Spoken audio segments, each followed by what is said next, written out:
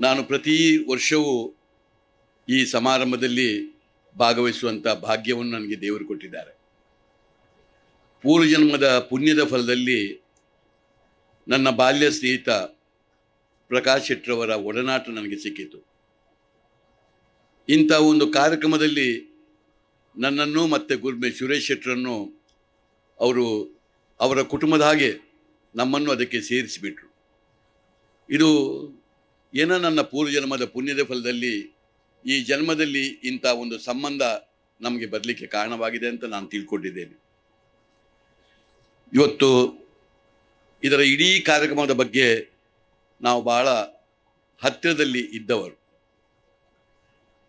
ಅವರಿಗೆ 60 ತುಂಬಿದಾಗ ಎಲ್ಲರೂ ಅವರ ಒಡನಾಟಿಗಳು ಭಾಳ ಸಂತೋಷದಿಂದ ಇದನ್ನು ಬಹಳ ಒಂದು ವಿಜೃಂಭಣೆಯಿಂದ ಆಚರಿಸಬೇಕು ಎಂಬ ಮಾತನ್ನು ಹೇಳಿಕೊಂಡು ನಾವೆಲ್ಲರೂ ಹೋಗಿ ಅವರ ಹತ್ರ ಮಾತನಾಡುವಾಗ ಅವರು ಹೇಳಿದರು, ಇದು ಆಚರಣೆ ಮಾಡೋದರಲ್ಲಿ ಏನೇ ತೊಂದರೆ ಇಲ್ಲ, ಆದರೆ 100ರಲ್ಲಿ 101 ಸಮಾವೇಶದಾಗೆ ಆಗಬಾರ್ದು, ಇದರ ಮುಖಾಂತರ 100 ಸಂದೇಶಗಳು ಹೋಗಬೇಕು ಎಂಬ ಮಾತನ್ನು ಹೇಳಿದರು. ಬಹಳ ಒಳ್ಳೆಯ ಒಂದು ಮಾತು. ಆ ಕಾರ್ಯಕ್ರಮವನ್ನು ಅದರ ಪ್ರಕಾರ ಅವರೊಂದು ಇಚ್ಛೆ ಪಟ್ಟರು. ನನಗೆ 60 ವರ್ಷ ತುಂಬುವಾಗ ನೀವು ಸನ್ಮಾನ ಮಾಡುವಾಗ ನನಗಿಂತ ಹಿರಿಯರು ಅದೆಷ್ಟೋ ಜನರು ಸಮಾಜಮುಖಿಯಾಗಿ ಕೆಲಸ ಮಾಡಿದ ಆದರ್ಶ ಪುರುಷರಿದ್ದಾರೆ, ಎಲ್ಲ ಕ್ಷೇತ್ರವನ್ನು ನೋಡಿಕೊಂಡು 60 ಜನರನ್ನು ನೀವು ಆಯ್ಕೆ ಮಾಡಿಕೊಂಡು ಅವರಿಗೆ ನಾನು ಮೊದಲು ಸನ್ಮಾನ ಮಾಡಿ ಅವರ ಆಶೀರ್ವಾದ ಬೇಡಿ ಮತ್ತೆ ನಾನು ಸನ್ಮಾನ ಸ್ವೀಕಾರ ಮಾಡ್ತೇನೆ ಎಂಬ ಒಂದು ಮಾತನ್ನು ಹೇಳಿದರು. ನಾವು ಇಡೀ ಸಮಾಜವನ್ನು ಅರಿತುಕೊಂಡು ಎಲ್ಲ ಕ್ಷೇತ್ರದಲ್ಲಿರುವಂಥ 60 ವರ್ಷಕ್ಕಿಂತ ಮೇಲಿನ ಹಿರಿಯರನ್ನು ಒಟ್ಟು ಮಾಡಿಕೊಂಡು ಅವರನ್ನು ಸನ್ಮಾನ ಮಾಡುವಾಗ ಕೇವಲ ಸನ್ಮಾನ ಮಾಡೋದಲ್ಲ, ಬಹಳ ಒಳ್ಳೆಯ ಹಣವನ್ನು ಅವರಿಗೆ ಕೊಡಬೇಕು ಎಂಬ ತೀರ್ಮಾನ ಮಾಡಿಕೊಂಡು ಅವರು ಆ ಕಾರ್ಯಕ್ರಮ ಮಾಡಿದ್ದನ್ನು ನಾವು ನೋಡಿದ್ದೆವು. ಆ ಕಾರ್ಯಕ್ರಮ ಬಹಳ ಆದರ್ಶವಂತ ಕಾರ್ಯಕ್ರಮ ಆದ ಮೇಲೆ ಅವ್ರಿಗೊಂದು ಮನಸ್ಸಿಗೆ ಬಂತು, ಇವತ್ತು ಮಾಧವ ರತ್ನ ಗೌರವ್ ಈ ಗ್ರೂಪಿನ ವತಿಯಿಂದ ಆಶಾ ಪ್ರಕಾಶ್ ಶೆಟ್ಟಿ ಸಹಾಯ ಹಸ್ತ ಯೋಜನೆ ನೆರವು ಕಾರ್ಯಕ್ರಮವನ್ನು ನಾವು ಮುಂದೆ ಮಾಡಬೇಕು ಎಂಬ ತೀರ್ಮಾನವನ್ನು ಮಾಡಿ ನಮ್ಮಂಥ ಸಮಾನ ಮನಸ್ಕರನ್ನು ಕರೆದು ಕೂತ್ಕೊಳಿಸಿ ಪ್ರಾರಂಭ ಮಾಡಿದರು. ಅಂದಿನಿಂದ ನಾವು ಒಟ್ಟಿಗಿದ್ದೇವೆ. ಪ್ರಾರಂಭದಲ್ಲಿ 1.25 ಕೋಟಿ ರೂಪಾಯಿಯನ್ನು ಇಟ್ಕೊಂಡು ಆಗ ಆದ ಕಾರ್ಯಕ್ರಮಗಳು ನನ್ನ ಕಣ್ಣೆದುರಿನಲ್ಲಿ ಇವತ್ತು ಇದೆ. ಆಮೇಲೆ ಅದು 7 ವರ್ಷದಿಂದ ನಿರಂತರವಾಗಿ ನಡೆದುಕೊಂಡು ಬಂದದ್ದು. ಇದರ ಮುಖಾಂತರ 15,000 ಜನರಿಗೆ ಈ ನೆರವು ಸಿಕ್ಕಿದ್ದು. ಇದರ ಒಟ್ಟಿಗೆ ಇದು ಹೀಗೆ ಮುಂದುವರೆದ ಮೇಲೆ ಈಗ ಈ ವರ್ಷ ಇದು 7ನೇ ವರ್ಷ.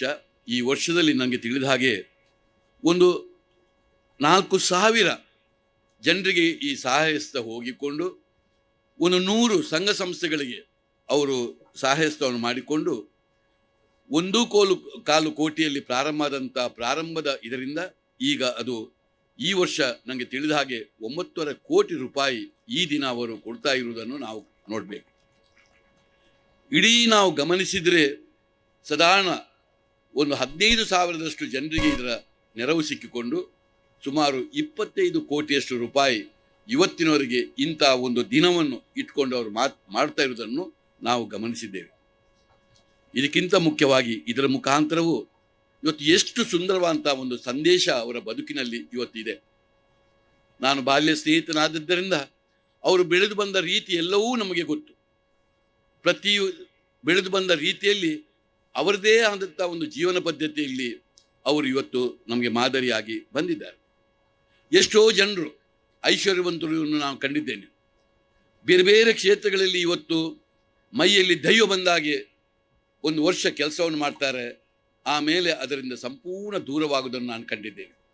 ಆದರೆ ಇವತ್ತು ಪ್ರಕಾಶ್ ಶೆಟ್ಟರವರು ಅಂದಿನಿಂದ ಇನ್ನಿನ ತನಕ ಏನು ಮಾತನಾಡಿದ್ದಾರೆ ಅದನ್ನು ಇವತ್ತಿಗೂ ತನ್ನ ಜೀವನದಲ್ಲಿ ಮಾಡ್ತಾ ಕಂಟಿನ್ಯೂಸ್ ಆಗಿ 7 ವರ್ಷ ಇದನ್ನು ನಡೆಸಿಕೊಂಡು ಹೋಗುವುದು ಅಂತ ಹೇಳಿದರೆ ಅಷ್ಟು ಸುಲಭ ಸಾಧ್ಯ ಅಲ್ಲ. ಅದರ ಮುಖಾಂತರ ಅವರ ಬದ್ಧತೆ ನಮಗೆ ಅರ್ಥವಾಗ್ತಾ ಇದೆ. ಇವತ್ತು ನಿರಂತರವಾಗಿ ನಡೀತಾ ಇದೆ. ಇದರ ಜೊತೆಯಲ್ಲಿ ಎಂಥ ಸುಂದರವಾದಂಥ ಸಮಾಜದ ಪರಿಕಲ್ಪನೆ. ಅವರು ಇವತ್ತು ಬಂಟರ ಜನಾಂಗದಲ್ಲಿ ಹುಟ್ಟಿರ್ಬೋದು, ಇವತ್ತು ಅವರ ಒಂದು ತುಳು ಭಾಷೆಯಲ್ಲಿ ಅವರು ಇದ್ದಿರಬಹುದು. ನಮ್ಮದೇ ಆದಂಥ ಒಂದು ಜೀವನ ಪದ್ಧತಿ ಇವತ್ತು ಇದೆ. ಅದರ ಬಗ್ಗೆ ಆಳವಾದಂಥ ಅಭ್ಯಾಸವನ್ನು ಅವರು ಮಾಡಿ ಎಂದೂ ಬಂಟರ ಜನಾಂಗದ ನಮ್ಮ ಪೂರ್ವಜರು ಹಾಕಿಕೊಟ್ಟಂಥ ಏನು ನಮ್ಮ ನಡವಳಿಕೆ ಇದೆ, ಏನು ಮಾದರಿದೆ, ಅದನ್ನು ಚಾಚು ತಪ್ಪದೆ ಅದನ್ನು ಬಹಳ ಸುಂದರವಾಗಿ ನಿರೂಪಿಸಿಕೊಂಡು ಹೋಗುವಂಥ ನಮ್ಮ ಬಂಟ ಜನಾಂಗದ ಒಬ್ಬ ಆದರ್ಶ ಒಬ್ಬ ವ್ಯಕ್ತಿಯಾಗಿರ್ಬೋದು. ಆದರೆ ಎಂದೂ ಅವರನ್ನು ನಾವು ಬಂಟರ ಜನಾಂಗಕ್ಕೆ ಸೀಮಿತಗೊಳಿಸಲಿಕ್ಕೆ ಸಾಧ್ಯವೇ ಇಲ್ಲ. ಅವರು ತನ್ನ ಜೀವನದಲ್ಲಿ ಬಂಟರ ಜನಾಂಗದ ಆ ಏನು ಅವರ ಆ ಗುಣಗಳಿದೆ ಅದನ್ನು ಸಮಾಜದ ಪರಿಕಲ್ಪನೆಯಲ್ಲಿ ಇವತ್ತು ಕೆಲಸ ಮಾಡೋದನ್ನು ನಾನು ನೋಡಿದ್ದೇನೆ. ಎಷ್ಟೋ ಐಶ್ವರ್ಯವಂತರು ಬೇರೆ ಬೇರೆ ಜನಾಂಗದಲ್ಲಿದ್ದಾರೆ. ಖಂಡಿತ ನಾನು ಹೇಳಿದ ಮಾತನ್ನು ತಪ್ಪು ತಿಳ್ಕೋಬೇಡಿ. ಬಹಳಷ್ಟು ಜನರು ಅವರ ಜಾತಿಗೆ, ಅವರ ಮಠಗಳಿಗೆ ಒಂದು ಮಾತ್ರ ಸಹಾಯ ಮಾಡುವುದನ್ನು ನಾನು ಕಂಡಿದ್ದೇನೆ. ಆದರೆ ಇವತ್ತು ಪ್ರಕಾಶ್ ಶೆಟ್ಟರ ಗುಣ ಹಾಗಲ್ಲ. ನಾನು ಸಮಾಜದ ಪರಿಕಲ್ಪನೆಯಲ್ಲಿ ಇರುವವ. ಸಮಾಜ ಅಂತ ಹೇಳಿದ್ರೆ ಇಡೀ ಮಾನವ ಜನಕೋಟಿ ಇಟ್ಟುಕೊಂಡಿರುವಂಥ ಒಂದು ಸಮಾಜದ ಪರಿಕಲ್ಪನೆ.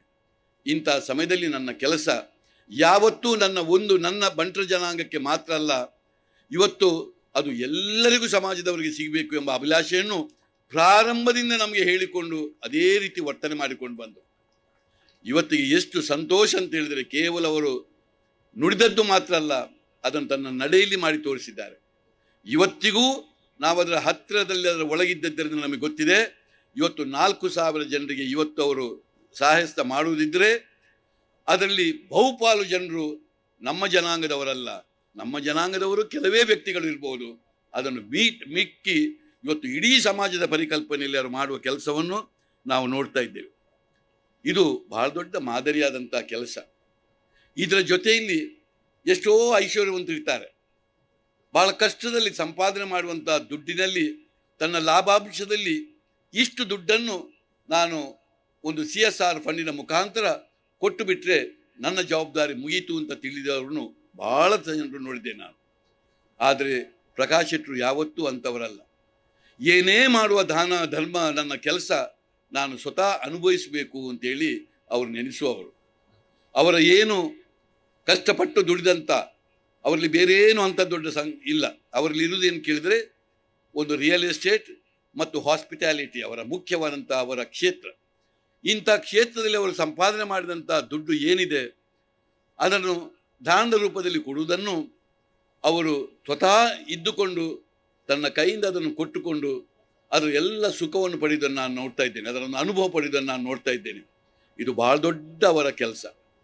ಇದು ಯಾಕೆಂತ ಹೇಳಿದರೆ ಇವತ್ತು ಅವರ ಧರ್ಮಪತ್ನಿಯನ್ನು, ಅವರ ಮಗನನ್ನು, ಅವರ ಸೊಸೆಯನ್ನು, ಅವರ ಕುಟುಂಬದವರನ್ನು ವಿಶ್ವಾಸಕ್ಕೆ ತೆಗೆದುಕೊಂಡು ಎಲ್ಲವನ್ನು ಎಲ್ಲೂ ಅಪಸ್ವರ ಬರದ ಹಾಗೆ ಇದನ್ನು ಮಾಡುವಂಥ ಕೆಲಸ ನಾವು ನೋಡಿದ್ದೇವೆ. ಇದರ ಒಟ್ಟಿಗೆ ಅವರು ನೇರ ನಡೆನುಡಿಯವರು. ಇವತ್ತು ಎಷ್ಟೋ ಜನರಿಗೆ ಮಾತಾಡೋದೊಂದು, ಜೀವನದಲ್ಲಿ ಮಾಡೋದೊಂದು ನಾವು ಕಾಣ್ತಾ ಇದ್ದೇವೆ. ಆದರೆ ಇವತ್ತು ಪ್ರಕಾಶ್ ಶೆಟ್ಟರವರು ಯಾವುದೇ ವಿಚಾರದಲ್ಲಿರಲಿ ನೇರ ನಡೆನುಡಿ ಇದ್ದವರು ಮತ್ತು ಒಮ್ಮೆ ಮಾತು ಕೊಟ್ಟರೆ ಅದರಿಂದ ಎಂದೂ ಹಿಂದೆ ಬರುವವರಲ್ಲ. ಮತ್ತು ಒಂದು ಮಿತ್ರತ್ವಕ್ಕೆ ಬಹಳ ಯೋಗ್ಯ ಮನುಷ್ಯರವರು. ಮಿತ್ರತ್ವಕ್ಕೆ ಕೈ ಬಿಡುವಂಥ ಪ್ರಶ್ನೆಯೇ ಇಲ್ಲ ಅಂತ ಒಬ್ಬ ಯೋಗ್ಯ ಮನುಷ್ಯರು. ಇವತ್ತು ಇದೆಲ್ಲ ಇದ್ದಂಥ ಗುಣವನ್ನಿದ್ದವರು.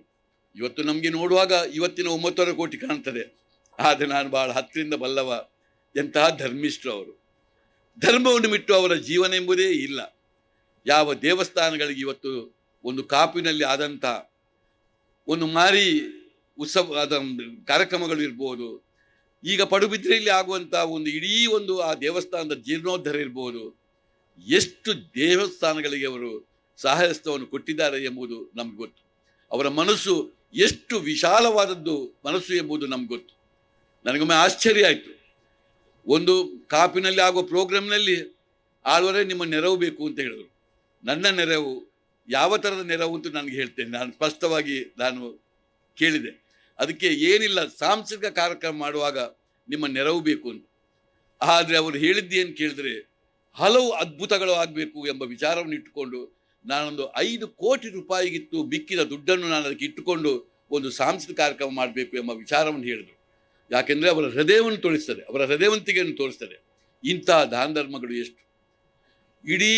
ಎಷ್ಟು ಸಭಾಗೃಹ, ಇಡೀ ನಮ್ಮ ನಾಡಿಗೆ ಎಷ್ಟು ಸಭಾಗೃಹ ಕಟ್ಟಿರ್ಬೋದು, ಎಷ್ಟು ಜನರಿಗೆ ಅವರು ಸಹಾಯಸ್ತ ಮಾಡಿದ್ರು ಅದನ್ನು ಹೇಳಲಿಕ್ಕೆ ನಮಗೆ ಸಾಧ್ಯ ಇಲ್ಲ.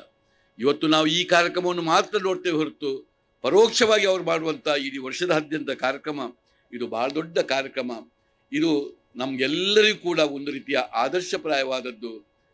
ನಾನು ಇಷ್ಟೇ ದೇವರಲ್ಲಿ ಬೇಡುವುದಿಷ್ಟೇ, ಪ್ರಕಾಶ್ ಶೆಟ್ಟರವರಿಗೆ ದೀರ್ಘಾಯುಷ್ಯವನ್ನು ದೇವರು ಕೊಟ್ಟು ಅವರು ಕೈ ಹಿಡಿದಂಥ ಕ್ಷೇತ್ರಗಳಲ್ಲಿ ಒಳ್ಳೆಯ ಒಂದು ಸಂಪತ್ತು ಬರಲಿ. ಆ ಸಂಪತ್ತಿನಲ್ಲಿ ಬಹುಪಾಲನ್ನು ಅವರು ಸಮಾಜಕ್ಕೆ ಕೊಡುವಂಥ ಈ ಮನೋಧರ್ಮ ಇದು ಬಹಳ ಆದರ್ಶವಾದಂಥ ಮನೋಧರ್ಮ.